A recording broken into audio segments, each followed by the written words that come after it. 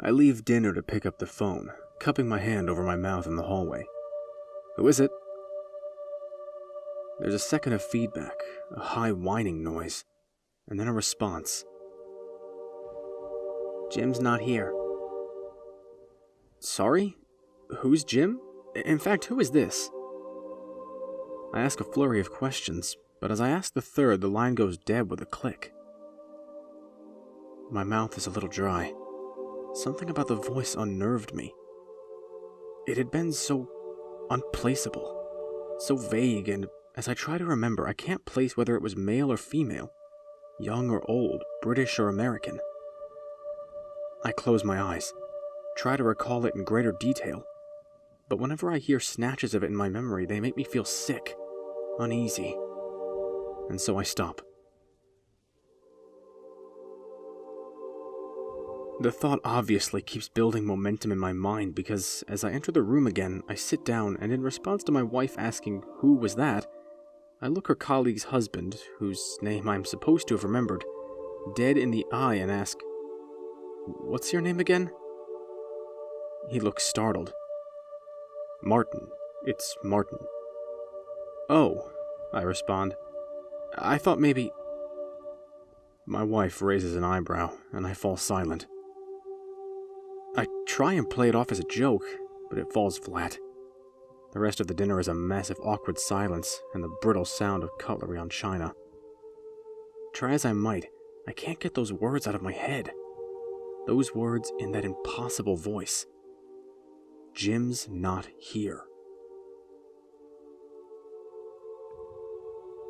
I'm sitting on the bus the next day, heading to the station to work on a few forensic reports, when I take a peek at the young man's phone next to me. It's nosy, sure, but sometimes I can't help myself. There's something so thrilling about peeking into a stranger's life, however brief it is, and you never know what you might read. Apologies, filthy messages, a strange medical search history, mundane accounts of their day. But this time there's only one message on his phone. His thumbs aren't moving at all, and instead he's staring at it. Crisp and clear, at the top of his mobile phone, in a little white bubble, Jim's not here. I'm taking extra hours here and there, trying to squeeze in time with my family when I can. Work passes in a flash, at the speed of routine, and when I think on my day as I travel home, I realize I can't remember a single thing about it. Like forgetting your commute the moment you arrive, or realizing you haven't heard a single lyric to your favorite song. I apologize to my wife again for embarrassing her. She's still a little grumpy, but she pecks my cheek when I start cooking, and I know that it'll only be temporary. I read to my son, Jake, for half an hour, and my wife comes in to say goodnight. She tells me she misses me once we've put Jake to bed, saying it softly and quietly into my neck, so close that her lips move against my collarbone. I know what she means. I miss her, too. I tell her I'll be one moment. I need to check I double-lock the door, and as I head down the stairs, I hear an ear-splitting scream. Jake's room. It takes both of us a few seconds before we're at Jake's door, opening it to see him in a ball in the corner of his room, wide-eyed and pale, shaking. My wife bends down to hold him whilst I give the room a quick scan. No one. My wife's trying to find out what's wrong, asking him over and over and over again, stroking his hair, holding him. He can't speak for a while, and instead he just sort of moans, this low, cracking moan that comes from his stomach. But when we're both sat on the floor with him, he opens up. He's here, and I saw him at my window looking in. He was watching me and smiling and... He starts crying again, his small confession obviously taking all of his energy, and I make a show of peering out his window, checking all of his closets, under his bed. I think I'm running on adrenaline at this point, discounting the possibility of there actually being anyone real there, seeing as Jake's room is on the second floor, and it's only when I turn to comfort him that it clicks. Attempting to calm him down, I crouch down in front of him and as proof that I've surveyed his whole room, I say, "He's not here." As soon as those 3 words leave my mouth, I feel sick. My hands go clammy. They have some significance, I'm sure, but I can't place exactly what. I don't know who he is, or why it's so significant, but the fact that I'm saying it out loud, too, makes my chest tight. I said he, but it was all too clear who I meant. What I meant. Jim's not here. Something is wrong. I sleep in fits for the rest of the week, tossing and turning. A few days later, I wake to the sound of loud creaks, footsteps on our wooden floor downstairs. I listen for a while, trying to determine whether it's Jake grabbing a drink from the fridge, but as I strain to catch more, I feel a chill. Cold air sneaks its way under my blanket, up my thigh until I'm shivering, muscles tensing from the cold. Shit! Someone's opened the door. Leaving my room, I grab the baseball bat at the top of the stairs and flick on the lights. Hello? There's no response, and as the lights flicker on, I can see Jake stood, eyes closed in front of our front door. It's wide open, and a soft breeze has blown in a few leaves, which twitch on the floor around his feet. Jake? No response. I walk down the stairs, silent, trying to see if there's anyone on the other side of the door, but there's no one. Jake's mumbling something, eyes still closed, sleepwalking. Careful not to wake him, I put the bat down, and as I reach to pick him up, his eyes snap open. I let him in. What? Who did you let in, Jake? He says it 3 more times in quick succession. I let him in, I let him in, I let him in. He then starts to breathe faster and faster, and I'm reminded of the nightmares he used to have as a child, the witches and the monsters under his bed, and having to hold him until he fell asleep in my arms. He's sleepwalked before, this isn't the first time, and my paternal instincts overcome me. Hey, Jake, don't worry. It's a bad dream. I'm here. I'm here.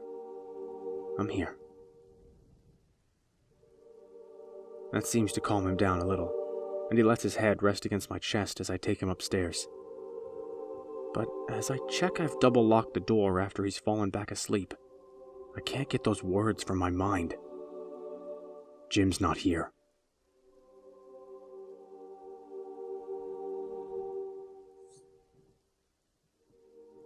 Jake begins to draw in his spare time, the same image over and over. A face dominated by empty eyes, a wide, toothy smile, a sense of malice. He sits in his room and draws the same face on sheet after sheet of paper until his floor's covered.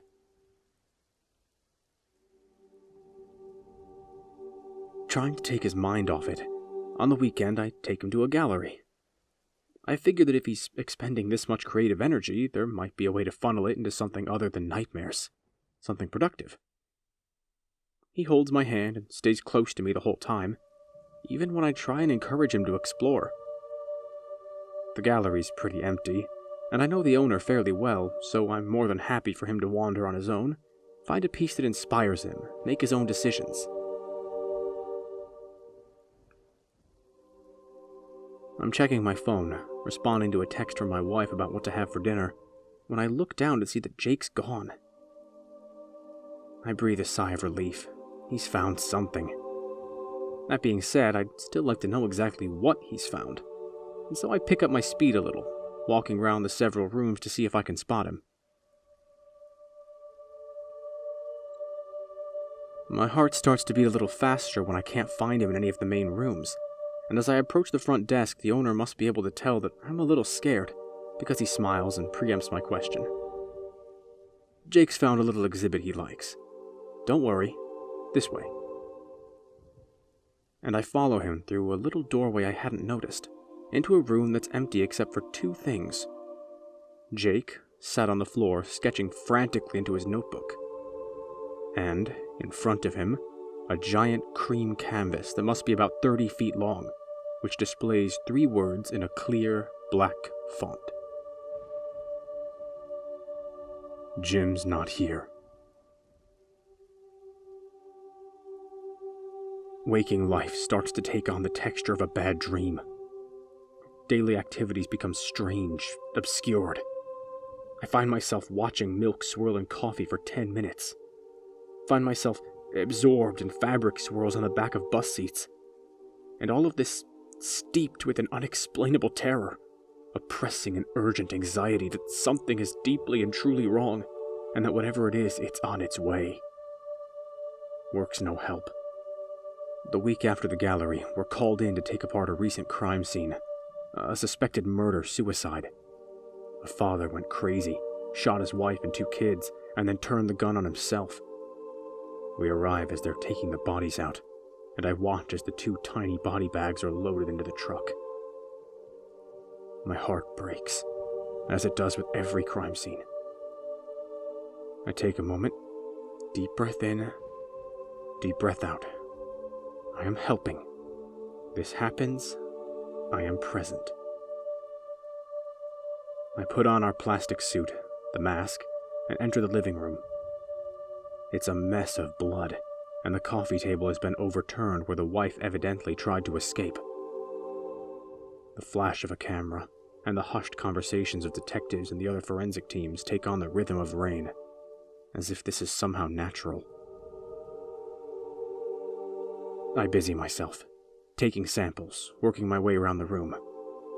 As I take hair and blood samples from the feet of the overturned chair, I find a small crumpled note.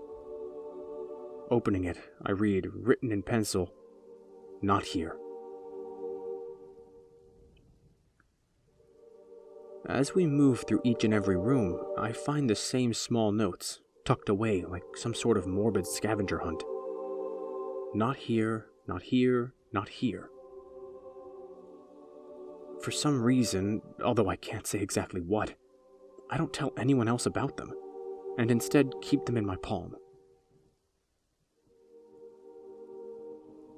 The last room we enter is the twins. We all take a moment outside, mentally prepping ourselves for what might be inside. I open the door, bracing myself to see blood, signs of a struggle. But instead, nothing. A normal, tidy girls' room. And in the center, a watercolor canvas that they'd evidently been working on. My head starts to spin. I taste bile. I feel as if the walls are slowly beginning to constrict around me, and the daylight through the window turns harsh. There, on the canvas, in what is unmistakably a child's hand, is a painting. The same face Jake won't stop drawing. Blank eyes, toothy grin, dread. And scrawled where an artist usually signs their name is 3 words. 3 words I've grown so sick of seeing that have started to become part of me, like they're engraved into my skin. Jim's not here. I take time off work. I say my mental health is struggling, and in a way it is. For a while I tried to tell myself I was finding patterns where there weren't any, that I must have subconsciously somehow convinced my son to be scared of the same thing that terrifies me. That Jim was not only not here, but was not real at all. But I watched the forensic team and the detectives make the same note about the painting, asking each other if they had any idea if that was the name of the father. It wasn't. But that wasn't important. What was important was this. They'd seen it too. Like a plague, or a virus, those 3 words start replicating, start spreading themselves all over my life, hiding themselves in dark and secret corners, plastering themselves where they shouldn't be. Me and my wife are taking a walk a few days later, discussing therapy options when we find smoke billowing from our neighbor's garage. We call the emergency services instantly, and then run to try and pry the door open, heaving it as hard as we can. Somehow, something catches, and the door, with a groan and a shake, slowly opens. We find our neighbor, Tom Watkins, in the passenger seat of his car, the window open just a crack and a hose attached to the exhaust pipe. Suicide. It's strange, though, because my experience with suicide at crime scenes is that usually a method like this leaves the victim with a profound expression of peace on their face. Tom, however, looks terrified. My wife sobs into my shoulder as we wait for the ambulance, and when I close my eyes, I feel as if my body is vibrating. My teeth clench, my back drips with sweat. She turns away as soon as she sees the body, but I spend a little longer looking at it, and I can see 3 words written over and over again in the smog that's caked over the windshield. Jim's not here. But what chills me most, what makes me want to push my wife away from me and run until my legs give out, is that they weren't just written on the inside of the windshield. Something, through all that toxic smoke, had taken the time whilst Tom closed his eyes and waited for death to write it on the outside too. In his final moments, Tom hadn't been alone.